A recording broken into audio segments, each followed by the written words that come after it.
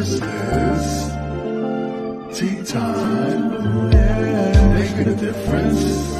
One cup at a time. Tea time. So be sure to grab your tea, grab a seat, and tune in to Miss Liz. Tea time. Making a difference. One cup at a time. Tea time. Tea time.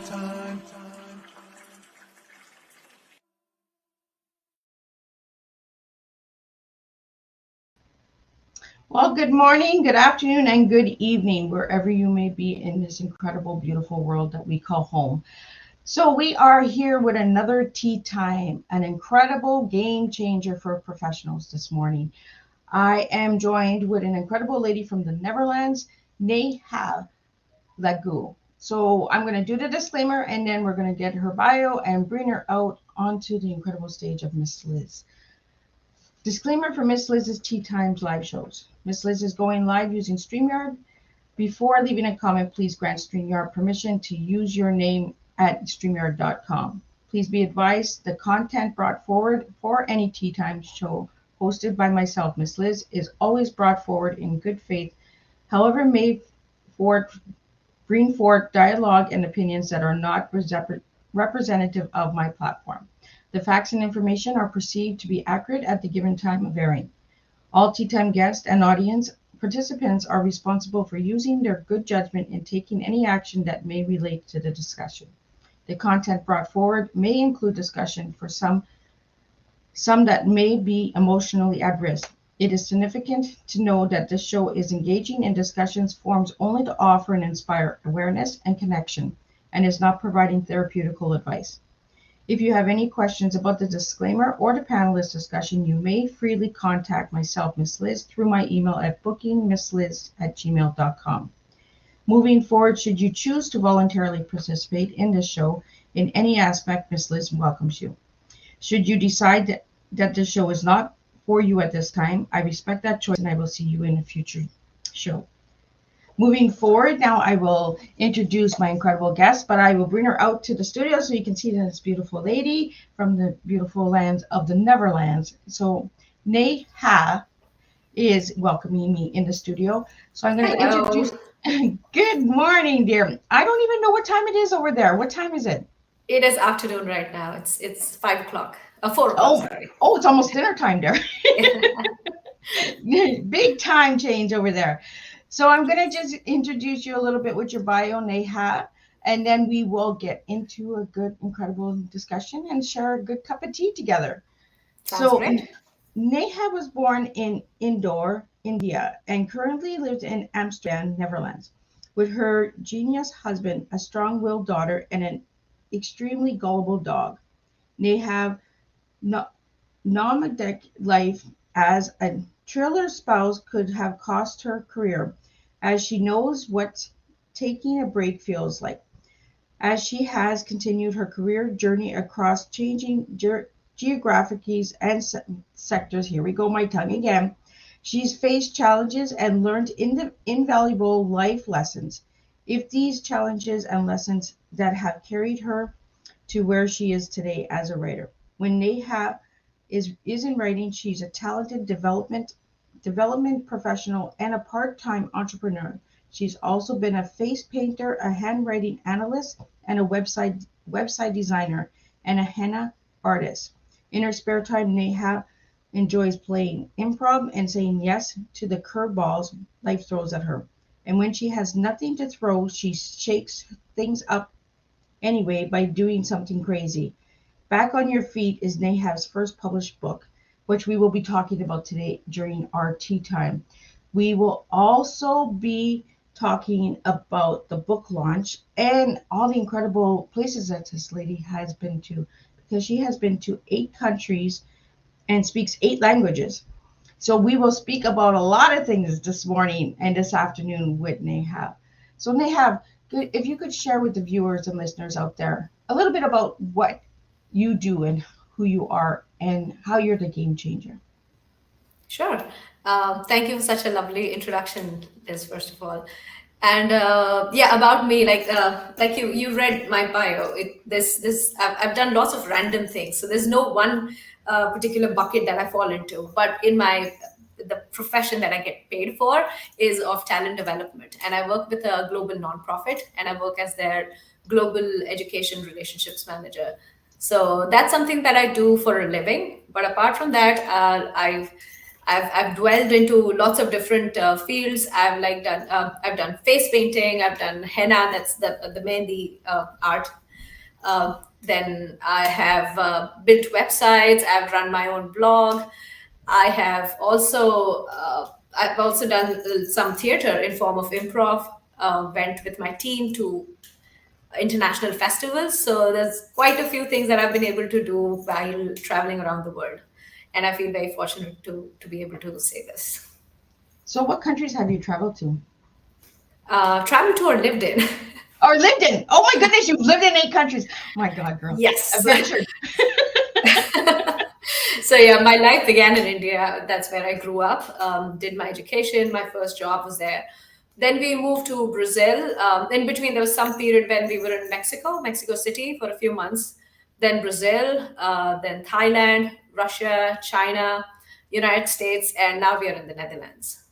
Wow, wow, wow. You've been all over, girl. So you got a little bit of everything. Yeah. So you did northwest, east, and south. Yes, I think the Australia and Africa are the only two places we haven't been to. Is that in the future? Yes, I'm sure it is. There's a lot left in life. So, Neha, what have you learned about yourself as an entrepreneur? So I think growing up, I never thought of myself as an entrepreneur, but after I came out of my comfort zone when we left India, and I realized that I couldn't really work because not every country has policies for expatriates to work, and it's not easy to find a job or get a working visa in many countries. I realized I had to do something. I'm too restless to just sit still and not do anything. So while traveling around the world, I started small entrepreneurial ventures in different places at different times. And that's when I realized that I had that entrepreneurial streak in me, and I started taking it more seriously. When I realized that I have an entrepreneurial streak, that's when I realized that it doesn't matter where life takes me or what condition I'm in. I'll always be able to find something, make money for myself, be able to, I don't know, fend for myself, support myself and my family. So that was a big confidence boost that I got from my entrepreneurial ventures, to be honest.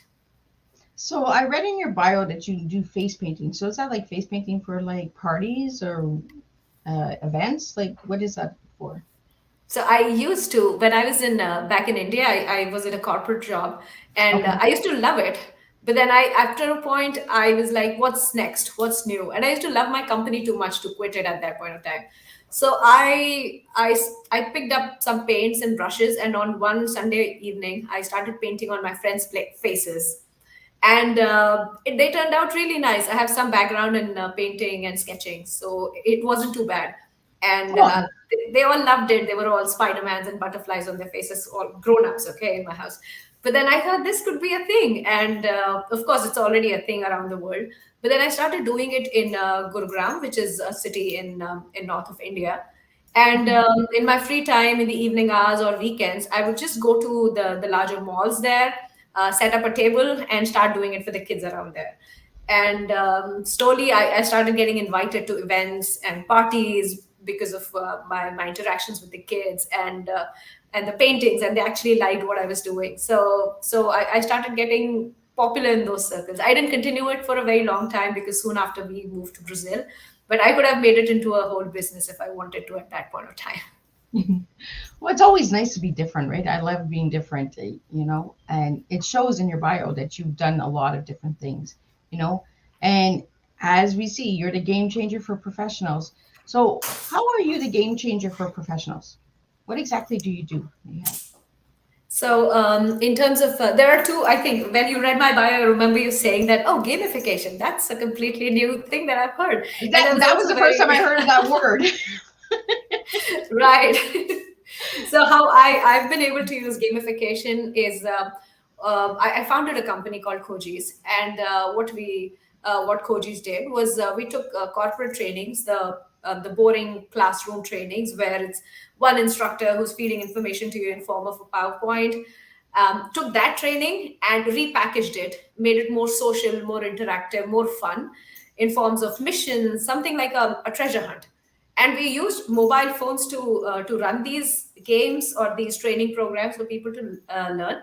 But these mobile games were not your couch potato games that people can just sit in one place and play. They were more like Pokemon Go, where you have to go out, hunt, Okay. hunt for clues, find out the answers, meet people, and solve the cues that have been left for you.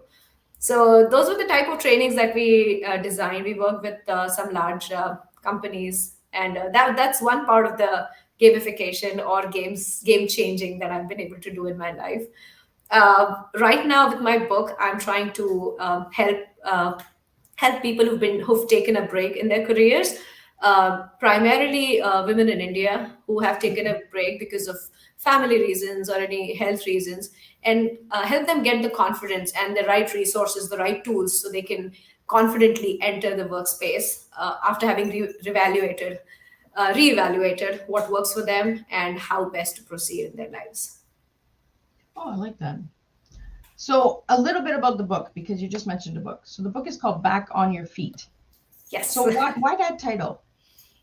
Oh wow, you have no idea, Liz, how many titles we started with. I think my first title was Break Ke Baad, Okay. which Baad in Hindi, which is one of the more important languages in India.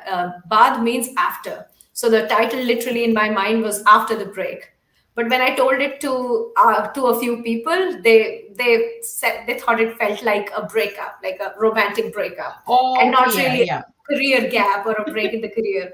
So then I had to let that go. It was very close to my heart, that title. And then none of the titles would match that. I wouldn't like any of them. So we did a lot of back and forth with the publisher, with my friends, my family, my well-wishers who wanted to give their suggestions. And I'm sure we compared at least 25, 30 different titles. And this final title came after I ran a survey with my network on all the social media platforms that I am in. And I gave them three finalists, and this was by far the highest the votes this one got. Well, I like that you did that. That you gave your social media that option to pick what they would grab. Oh, I like yeah, the title. absolutely. I like the title, back on your feet, and I like the cover. The cover is really grabbing. Like the colors are really grabbing. So anybody that Thank you. wants to grab this book is being launched on March 15th. So if you want, I will be putting a link up once the book launch is official. So if you want to grab a copy, be sure to grab a copy, because you won't want to miss to grab a copy of this book. And thank you for I mentioning the cover, because that's another thing that I asked my network about. Again, I was in two minds. There were three, four beautiful covers that my designer had come up with, and I just couldn't make up my mind. All of them were beautiful. So again, my network came through, and I got 193 votes, and 76% of the people voted for this cover. So it was a very clear winner, and they also gave me feedback on how I can make the cover even better. So I really owe a lot to my network and the people in my circle. Well, I like the color because you don't see it very often on a book. My It's favorite color. it's bright. Also, I was right. You do have yellow. So I have a yellow top on today. I was like, I think Ooh. it's yellow. I think it's yellow because of the book cover. I was like, I can't find her favorite color, because I asked all of the guests on Tea Time what their favorite color is. There's a reason for that, because I want to know a little bit more about you personally, because Mhm. colors do explain a lot about a person, and that. So yeah. So I was right. So yellow. You see, Right. and I love the color of the book, because yellow is a really bright color. It really opens the eye, right? When you Mhm. want it brings attention. It's just like, look at me, I'm right here, like grab me. So I really really like that, and you did that with the network. You know, and the struggles of writing a book, your first book. It is not an easy job, guys, to write a book. And you know, I've written in a bunch of anthologies, but I haven't written my own book, so I can just imagine what it is to write your own book. You know, So for the viewers and listeners out there, what struggles did you have putting this book together?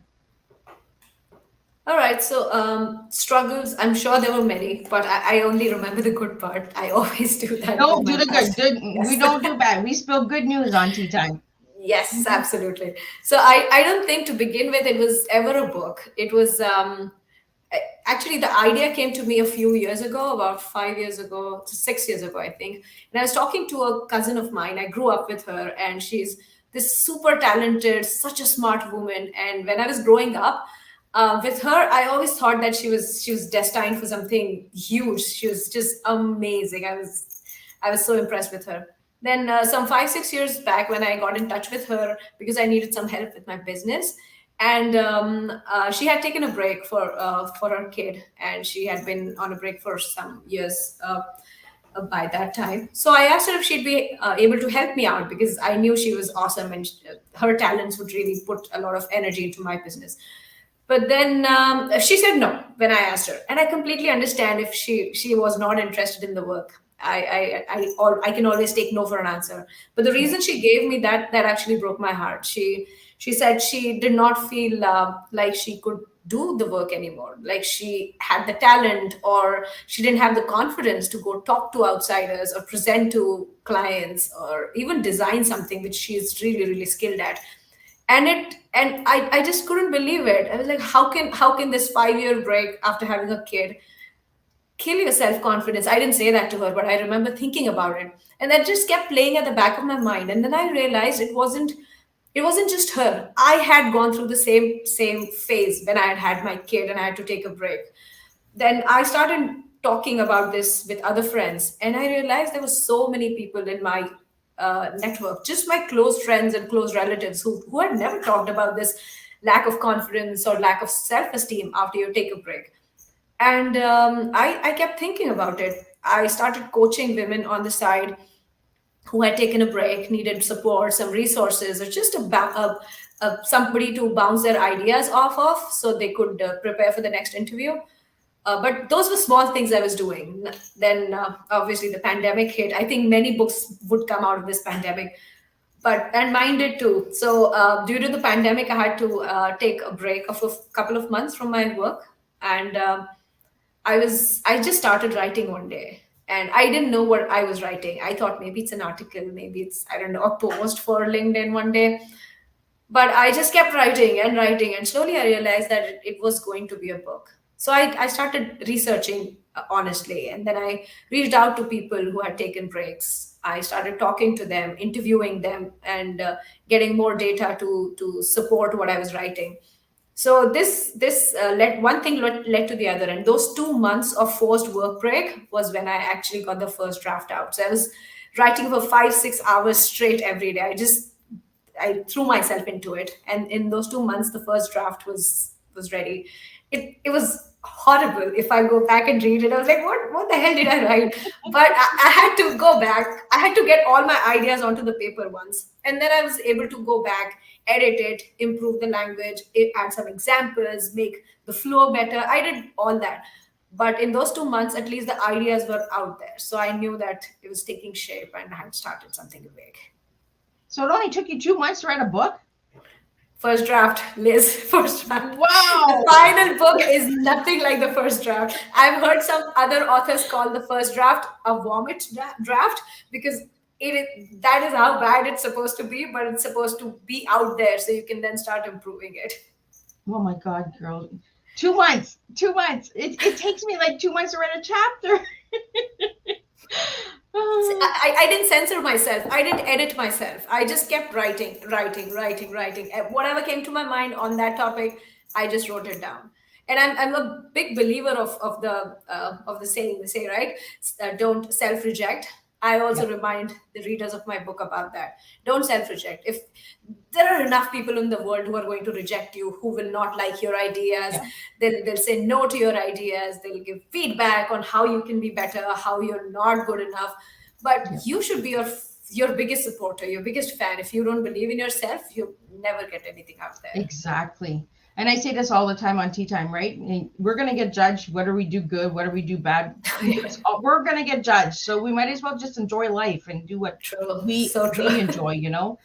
A lot of people are like, Miss Liz, you're really going to serve tea? Yeah, I'm going to serve tea because I like tea. Tea's my Hmm. thing, you know? So, and writing is your thing and the game changer.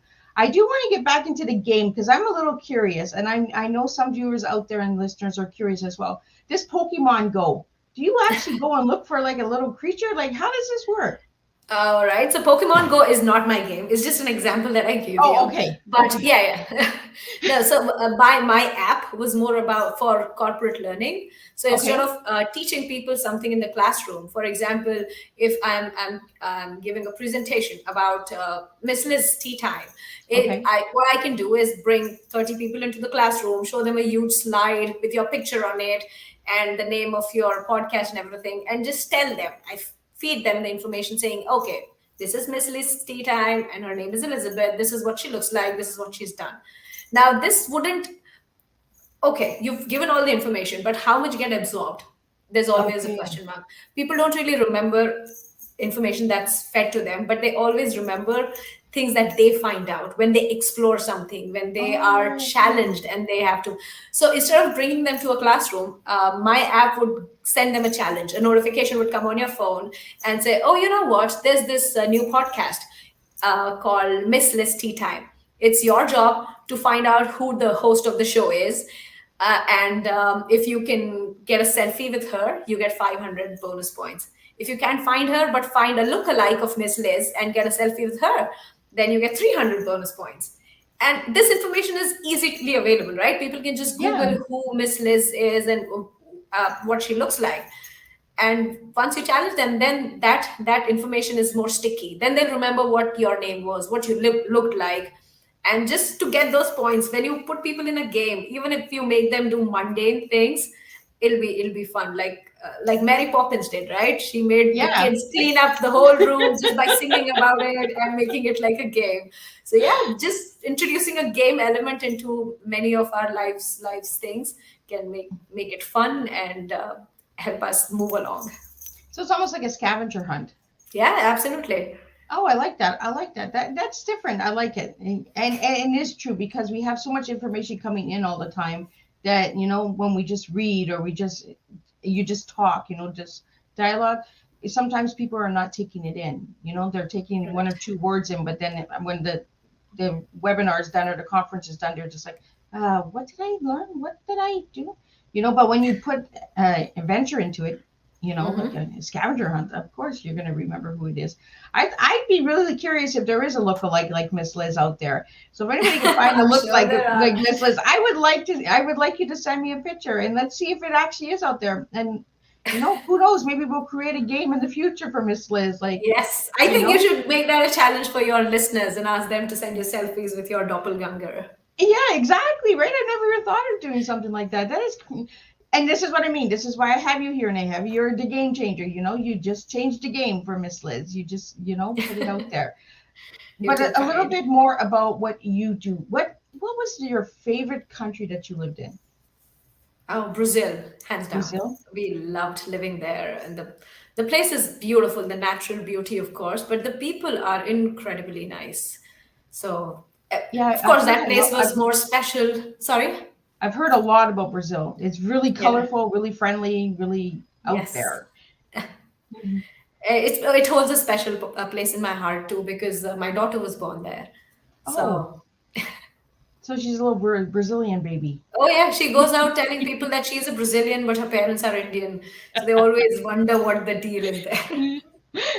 She's got a little adventure herself. She's got Oh her own yes, little story coming up there. yeah. So we do have some questions that are coming in. They're not coming into the studio, but they're coming in on the phone here. Mhm. So what was your biggest challenge? Wait, what was your biggest challenge in traveling so often?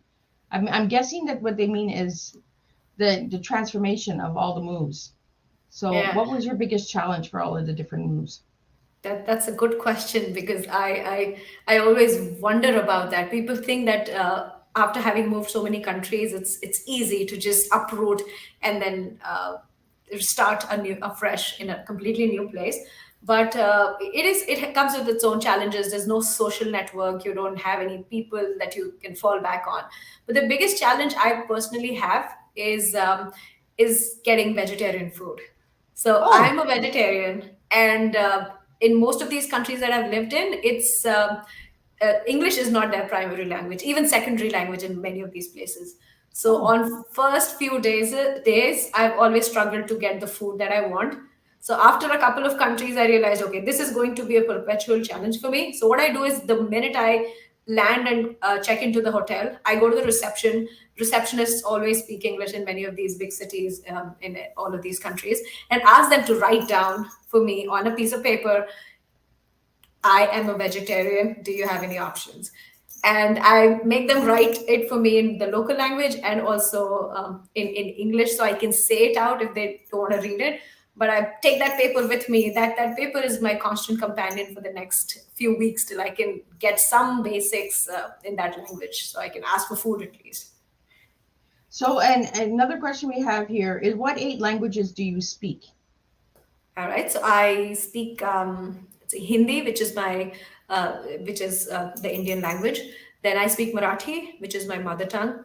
Okay. I speak Portuguese fairly well. At one point I was able to give presentations in Portuguese while I was there. I did my MBA there, so Oh, wow. I had to learn the language.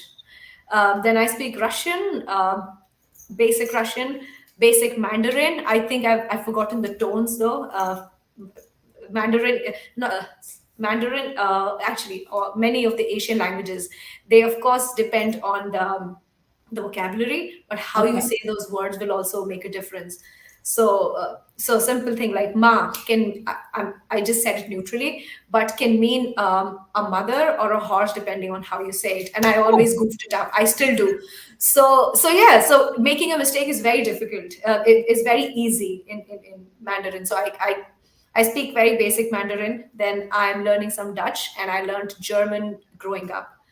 Did I? Seven. Oh, English. Yes, I speak English. I was gonna say, I hope you speak English when we're speaking Yeah. English now. You know how when you're counting how many people are at the table, you always forget to count yourself. Yeah, right. That's what You happens you to me. you forget what I forget. you're already doing. Like whatever's on the Yeah. table. Yeah. Okay. You ate. You ate. You ate. Oh yeah. Okay. Oh yeah. That's right. I eat too. Uh, so a little bit more on your background. Why do you venture? Like, why to travel? Like, was it always something you wanted as a little girl to travel a lot, or was it just something you grew into? Uh, why travel so much, and why move so much? Like, was it for work purposes, or was it just personal adventure? I'll answer both your questions. So I don't when I was born, I don't think I had a lot of choice in terms of whether I wanted to travel. My parents loved traveling, Okay. and we used to go on trips every year. Every weekend we were out, and we used to go on long trips with friends and family. And our parents would always involve us in those were the time of no internet, right? So my dad would get this big paper map of the place that we were going to. Then we'll sit down, look at the roads, and create a route of how we'll travel, what places we'll see, then get travel books and make a list of all the places to see. So I grew up thinking, okay, traveling is a part of life. And after I did my schooling, I started moving for my first for my graduation to one city, then post graduation to another city. First job was in a third city. Second job was in fourth city. Got married, fifth city. So I was traveling across India all this while. I had not thought of traveling internationally back then, but after I got married, 3 years down the line, my husband got an opportunity to move to Brazil, and we didn't know anything about Brazil. Okay, I sometimes cringe at how little we knew about the world. But back then, Brazil was what? Oh, beaches, football, and samba. We're like, okay, we are sold. We are going to Brazil. We didn't think too much. So we just took the plunge, went there, and after that we haven't stopped. His company has been offering him positions in different places, and we always say yes. We don't think too much. we figure it out after we get there. And Yeah. our daughter has also been very flexible about it, and she really continues to surprise us. I think she's more flexible than we are. And yeah, every time there's been an opportunity, we say yes and we move. I've been able to continue my career through these moves and ups and downs. So life goes on, and we are happy that we've traveled so much. Well, I think that's why you're the game changer, right? Because you can adapt to changes really well, And it's like you Oh, said, you don't think too much before saying yes. right? You just do it, and then you're like, oh, what did I just say yes to? Yeah. But you have that adventure, you have that story, you know. For the viewers and listeners out there that will watch the replay and are watching now, sometimes we just got to be adventurous. We just got to say, you know what? I'm just gonna jump. I'm just gonna give it a try. I'm gonna go, and this is why Neha. Like, I think this is why you're the game changer, because you just do it. Like, you just go at it, and you give it a try. And if you fail, you fail. If there's a new place. Uh, and we need to do that in life. We need to just sometimes say, you know what, I'm just going to change the game, And when I seen the word gamification, when I checked your website out, I was like, I've never heard of that word before. I had to go and Google it. Yes, Miss Liz uses Google quite a bit when I don't see things or new things. I check it out. I don't know what I'd do without Google either. I think it's a lifesaver. parenting is so much easier. Yes. It is, right? And we need Google sometimes, Sometimes we see things or we hear things or we want to do some research, in order to find something. So yeah, and when I seen gamifications on your website, I was like, what? That's a new word. I kind of like that word. Let's see where we can go with this. Let's change the game. And that's what Miss Liz does. I changed the game as well. After I seen that word and I knew what that word meant, I was like, oh, you know what? Yep. I'm a change maker. I'm a game changer. That's what it is all about. So I want to that. Right. Cheers. Let's have some good old tea here. Like we're having good tea time here. There should be a cheer for tea as well, right? Cheer sounds too alcoholic. Yeah. I don't know. I spill the tea. Let's not. My laptop. For all the viewers that are out there, spill the tea actually means good news. A lot of people think it's gossip, but in 1952, spill the tea and spill the beans meant good news in the neighborhood. So that's what Miss Liz says, is I bring good news and I bring good guests to the table. And adventure. Always teaching people something new. Right? I open the brain at 10 o'clock in the morning in Canada, and 5 p.m. in the Netherlands. That's what I do, is I just open the doors and I spill. I make a mess. There's a mess in aisle 3. Somebody go clean it up, because. But that's what I do. But like I said, I mean, it's like the vomit draft, right? Yeah. Once you have that mess out there, then you can start cleaning it up and you can make sense of the chaos. But it's got to be out there first. Yes. Yeah, it has to be out there, because if it's not out there, you can't fix it. You can't change it.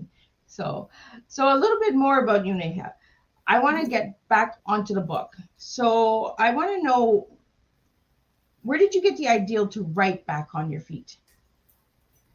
So I told you about my cousin, right? So her story stayed with me. And after I counseled some other women on their career breaks and helped them see how they could take the next step, I also saw that there were lots of systemic biases in the companies. Companies were asking questions like why did you take a break, or do you plan to have another child if the break was because of childbirth? I just found this whole scene very disturbing. But then I realized there's not much we can do about the societal expectations or what the companies were doing or saying. I slowly realized that there were people out there who were also supporters of people who wanted to come back after break. In fact, I remember when I was, I had just started my company. I went to this, one of the Fortune top 100 companies in India for a presentation. And I just couldn't find anybody to babysit my kid. So I was standing there outside the main gate of the company, still wondering what I should do, trying to call all my friends locally to see if anybody could just be with her for like half an hour so I could go and present. And I met the HR head there, and she was like, "Why? Can we proceed? Can we go for the presentation?" And I was like, "You know what? Can we wait for 5 more minutes? I'm expecting maybe this friend will call and pick her up." And she's like, "Why don't you just bring your daughter in? What's she going to do in the conference room? She'll just sit in a place. Maybe she'll run around a little, but what's the worst that she'll do?" Yeah. I was like, right, what's the worst that she's going to do in a conference room, right? So there are people like this out there who are supporting women after a break or people after a career break. And Yeah. I thought it can be done if the person who has taken a break takes that first step, can bring their confidence level up to a level where they can go out, start meeting people, exploring what's out there. Because sometimes when you take a break, things change drastically, and you think completely out of depth because your field has completely transformed.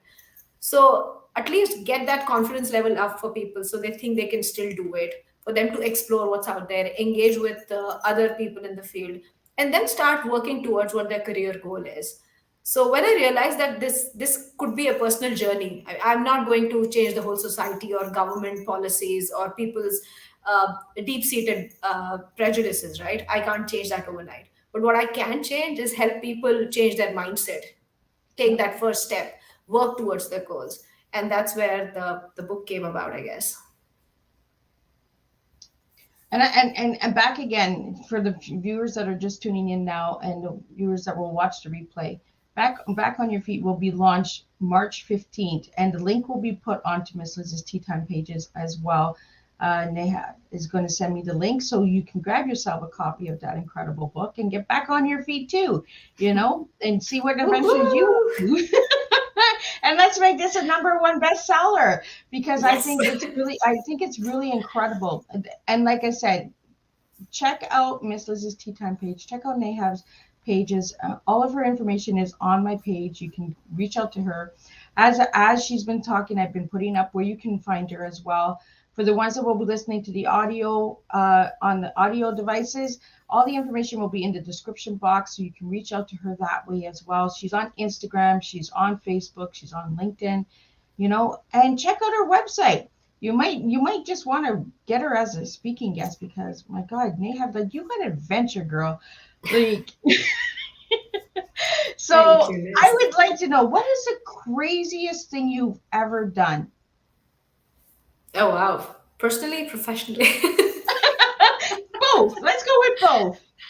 All right. Since we are talking about careers and taking a break and such things, I remember when we had just moved to Mexico. We had been there for a few months, and I didn't.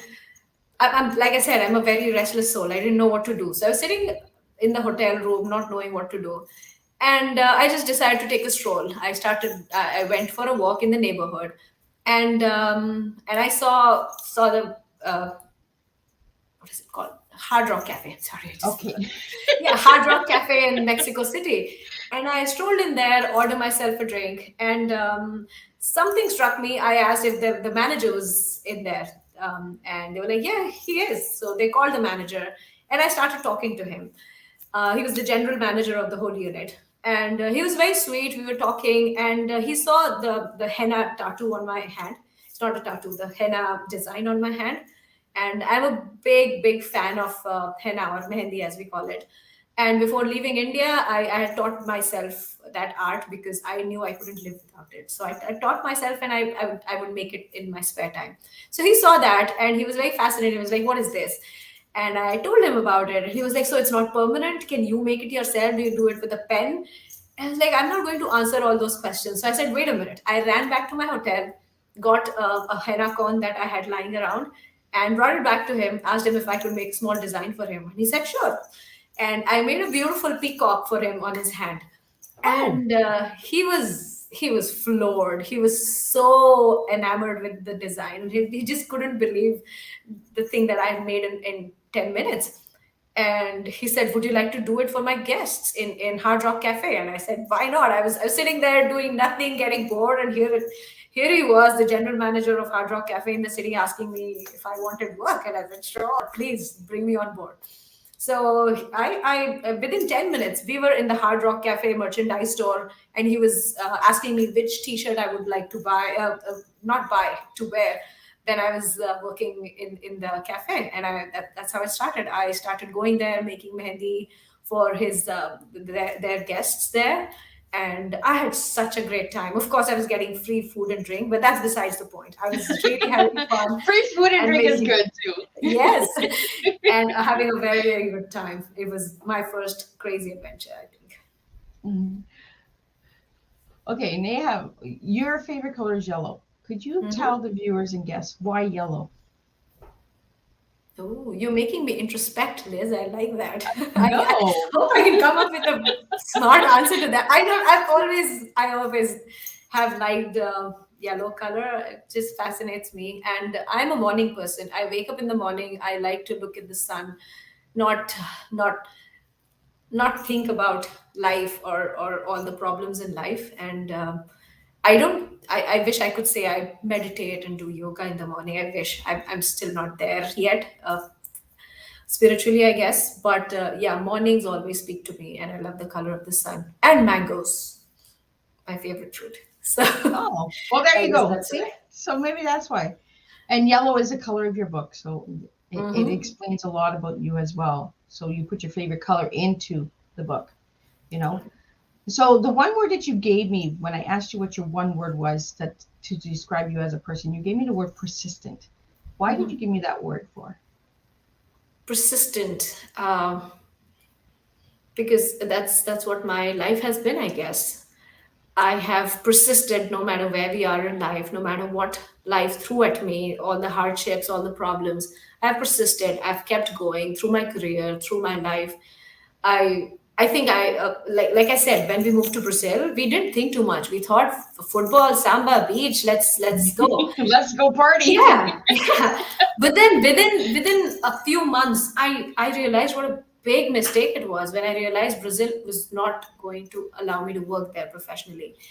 And I remember sitting in a hotel room when my husband was in the office and just breaking down. I cried for an hour or something. I just didn't know why I had taken that decision and what was I thinking when I took that step.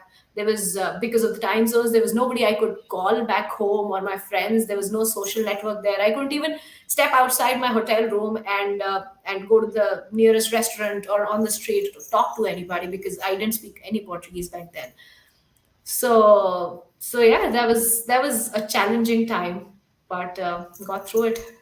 Yeah. So that's why persistence. I've persisted no matter what has happened in life, and um, and Well, I I see think you as it's a good to, persistent person. Like you know, you're that game changer, but you're persistent. Like, you know, like I'm yeah. gonna do this. I'm gonna try it. I'm gonna be persistent and I'm gonna get over there and like just push through it, So Right. I see that in you, you Well, know. you know what they say: one person's persistent is another person's pain in the neck. So I don't know what people think of me. I think of myself as persistent. Well, I like it. I think you are a persistent person, and it describes who you are. So now let's get into your tea. Since we're drinking tea, we're Oh yes, having let me tea bring in the together. tea. We're gonna spill some tea now. So what Mhm. is your tea? So if I gave you the word TEA, what words would you give me? Right. You asked me that question, and it really made me think. So when I connected it to my book and what I had written in it and what I was suggesting people to do, I realized my T stood for think, engage, act. So my book has four sections. They stand for why, Kai. Kai means what in my mother tongue. Try and fly. So what I suggest people to do is to think first. Think about what they would like to do, what they're good at, what are their strengths, what are their values, and what do they see around them? How have things changed around them? So figure out this think part first. Then E of your T. E is engage. Don't think that you know everything. Talk to people. Talk to your friends, your family, strangers, influencers on social media, people who have courses on all these different online universities and platforms. Talk to people out there. Read a little more, engage with what's out there to figure out what life can be if you make a career change or if you continue in the same line of work that you were previously. So engage with that field, the people in there, to make a better decision. And then third, of course, is to act. That all this is completely wasted if you don't act on what you found and the connections that you've made, right? So that's why the T stands for think, engage, and act, which is the theme of my book, I can say. And that goes with your life too, because you had to think, you had to travel, you had to engage in different countries, and Hmm. action. You took the action to move. Like it really explains who you are too as an individual. Yeah. Like we sometimes overthink our T's. We overthink our lives and what we do. And I like that you said the word engage, because we do need engagement, and we do not need to think that we know everything. We No, have we to ask. can't. No, you're not growing if you think you know everything. You're actually staying stuck in your own ego. And that's not good. That's not healthy. I really like your tea. Your tea is a good strong tea. We're spilling good tea here this morning on Tea Yay! Time. So any words that you would like to get out there, anything that I haven't brought up, or any questions that haven't come in that you would like to share with us today? Um, I think there's one word specifically. I think the first time you asked me, "What's your T?" and I said, "Oh, possibility for sure," because possible Tea is how I heard it, and I thought, "Oh yeah, that's always there." I mean, always think of the possibilities that lie out there, and no matter where you are, professionally, personally, even when you're I mean, out there buying stuff, or you're at home negotiating with your kid for less TV time. Depends on where you are, but there's always a possibility. There are always options. You just need to explore them. Oh, I like that you said That's that possibility. Possibility tea. tea. You could possibly try a cup of tea. If you're not a tea drinker, you could possibly try. Oh yeah, there's so many things out there, right? Yeah. In terms of teas, coffee. Okay, no offense to coffee drinker. I love coffee myself, but We're not. but coffee is one drink. Okay, you can have only so many varieties. You can either change the strength of the coffee or some flavor or the origin. But Yeah. with tea, it can be black tea, green tea, red tea, fruit tea, turmeric tea, herbal tea. You think of anything edible, and there's a tea around it. You have chocolate tea, for God's sake. You have every type of tea imaginable. So yeah, possibility. Yeah, well, possibility tea, right? You can even have a Long Island iced tea. You can have a beverage. You could have iced tea. You Yes. could. There's so many different things you can do with tea, and this is why we do and we speak tea, because tea is so easy to relate to. No Yeah. matter So what age versatile. you are, you can enjoy tea. You can enjoy an iced tea. You can enjoy a cup of cold tea. You can have a cup of tea with your grandma or your mom or with friends. It's a time of gathering. It's a time of opening that door and expressing and spilling tea, spilling the good news, Right. and Neha, you've done that. Like, you've really brightened up my morning. Like, I'm not a morning person, and I'm like, oh my God, I could do tea with her all day. I'm glad I did. I think it's thanks to my yellow tea I got here today, because this is a turmeric tea that I'm drinking, Oh, and I turmeric tea love is one of my it. favorites. Like, Mhm. turmeric tea, when I first started drinking turmeric, I was like, that's a different kind of flavor. But Mhm. as I drank it more and more, I really like the flavor. I like turmeric with zinc and Oh, and, never and tried that. orange. And Okay. add a little bit of squeezed orange. Oh my goodness, yeah, really good. And then butter tea. Put a teaspoon of butter in your tea. Oh my goodness. Oh, Your black tea. It has to be black tea if you're putting butter. There's so many different things. And you can use your tea to make muffins and cookies and stuff like that. Like, once you have your tea, you're a take. true tea fan. Oh yes, I am. I live tea. I breathe tea. I am tea. But this is what we do, right? And we bring the fun back into it, and we educate through it. We open the minds, and we just say, you know what, spill it. Just spill it. If you make a mess, you make a mess. You know, I make a mess all the time. Like I said, somebody still has to clean up aisle 3 over there. Like, so I want to, before we wrap up your tea time, I want Mhm. to know what it is that brings you that spark in life besides tea, because I know tea does. But what is it about life that really gets you moving, like gets you going? I would have to say my childhood. I had a wonderful childhood growing up back in India, and my parents. I'm not exaggerating. They're the best parents in the world. I sometimes fight with my daughter to say who has better parents. I do. Trust me. I have. They are amazing. They brought us up to be really independent. They respected our decisions. We got a lot of love, a lot of affection, a lot of physical affection. We hugged and kissed, and we stayed close to each other. So that has a big impact on how positive I feel. And now, of course, my daughter, she brings a lot of joy to my life. And yeah, it just makes me look forward to what's next in life, what more I can do. And I've never been a settler. I never just sit down and think, okay, this is it, I don't want to do anything more. I'm happy with my job. So maybe, like I said, I'm restless. I want to do something more, something bigger than myself, something that is hard to achieve, something that is challenging. And the book is a perfect example of that. Till last year, if you would ask me, actually 2 years back, you'd ask me if I'll ever write a book, I would have blatantly said no. I wouldn't even have thought twice about it. I never thought I would be writing a book.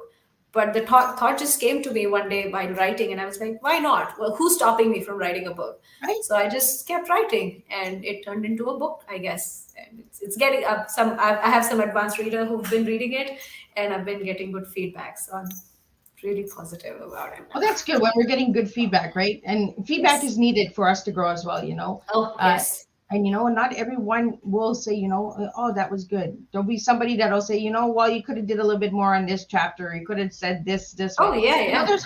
But it helps us because it opens up our mind as well. Okay, maybe the next book I can do it this way. Right. If somebody tells us that we're doing it all good, then we're doing something not right. No, they're lying. Seriously. Yeah. If somebody says they're doing all good or we're perfect, they're definitely lying. And like I said, the first book was the first draft of the book was terrible. Like, it was a vomit draft. It was, if I read it now, I cringe. But then, thanks to my editors who kept coming back to me saying, Neha, there's no flow here. Can you add an example?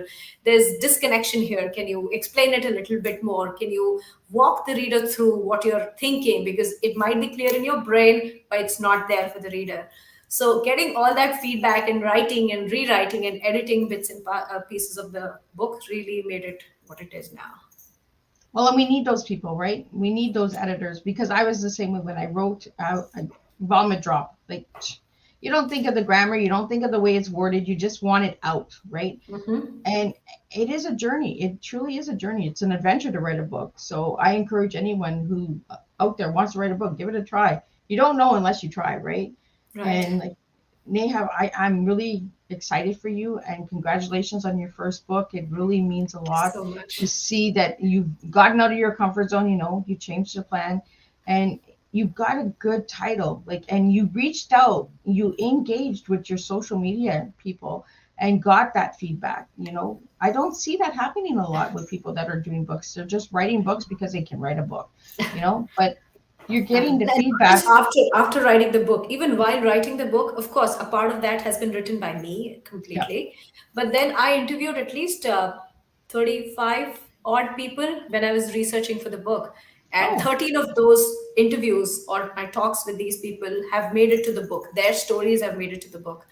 So getting to hear their stories, their struggles, their challenges, their successes, their wins was also a big part of writing that book. And the book is part of it is inspirational stories from all these people who've restarted their careers, and part of it is like a playbook where you can write down your own priorities, what works for you, what's your life situation, and then make a action plan based on what is best for your family, your life. So that kind of feedback was also very important, hearing from other career restarters. Oh, well, I didn't know that you had put other people's stories in there. That's different too. So there's this book has already grabbed my attention because I love reading people's stories. That's just what I'd like to do. I get a joy out of seeing people overcoming stuff. It's like a big abundance for me. So we're all sucker for stories, right? Yeah.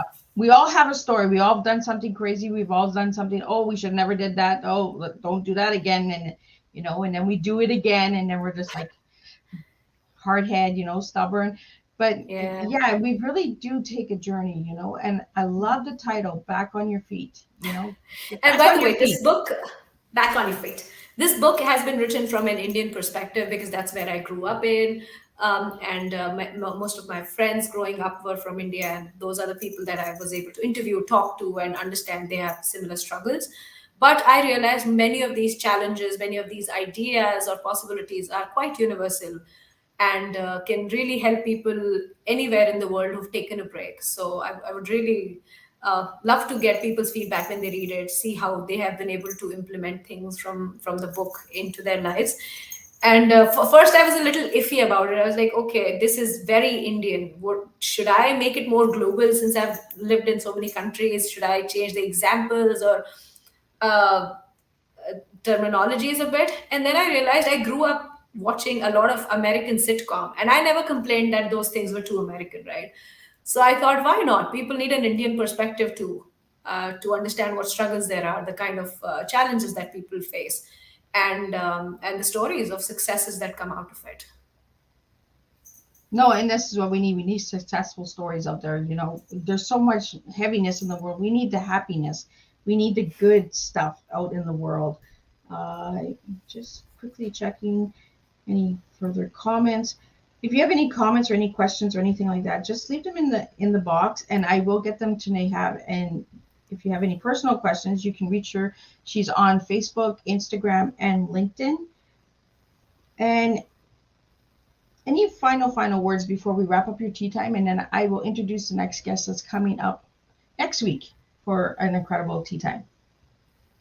All right. So if I had to have some last words, they'd be the one rule that I've put in front of the learners, the readers of my book. I tell them to not self-reject, no matter what they do. If they're reading the book, one rule they have to follow is don't self-reject. And that's the one thought that I would like to leave people with. Don't reject yourself. There are enough people to do that. You love yourself. You support yourself. You be your biggest cheerleader. Well, thank you so much, Neha, for joining me today and having tea and spilling tea and just having a good old time this morning. Like, it is morning here, it is evening there, like dinner time. Yes. There in the Netherlands. And it's always a good time for a tea. Yeah, exactly, right? It really was a good time. And you showed me a lot. And for the viewers and listeners out there, leave your comments. And if you're watching a replay, push #replay.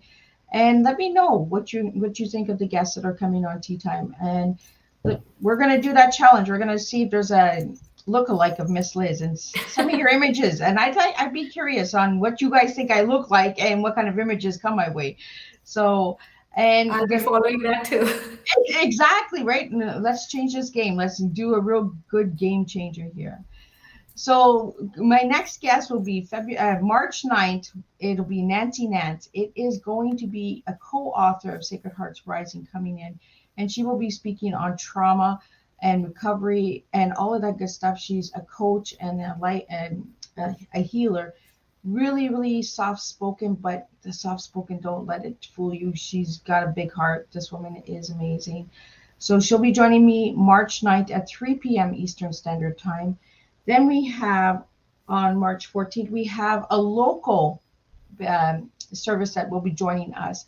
And it is for mental health and addiction services. And they are local in Cornwall. So I will be doing a local tea time. So their tea time is a little different. So, and that one will be done in the evening at 7 p.m. And we will have 3 guests. So we will have the vice chair, and the treasurer joining us for that tea time. Then we will have on the 24th,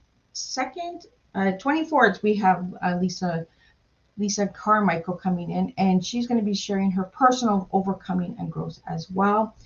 Then we have Brave Up, a man from Chile that will be joining us. He is in the United States right now, but he is from Chile, so we will be bringing him in. And he has a program called Brave Up to detect bullying in the school systems, and that through some questionnaires that are given to the students and all that, without them coming out and saying that they're actually being bullied. So then they can go in and work with the services. So we have an incredible lineup this month in March. And April's guest will be released on March 20th. So look out for that. And again, Neha, continue the journey and get back on your feet, girl. Like, yes, thank you so much for having me. It was so much fun, and the whole lineup sounds exciting. I'll be following it with great interest, Liz. Thank you so much for having me. Well, thank you. And thank you to all the viewers who have tuned in today. and who are watching the replay. And for all of the questions that came in, thank you. I appreciate you. And we will see you March 9th at 3 p.m. with a new tea time, and we will spill more tea. Thank you and have a good day.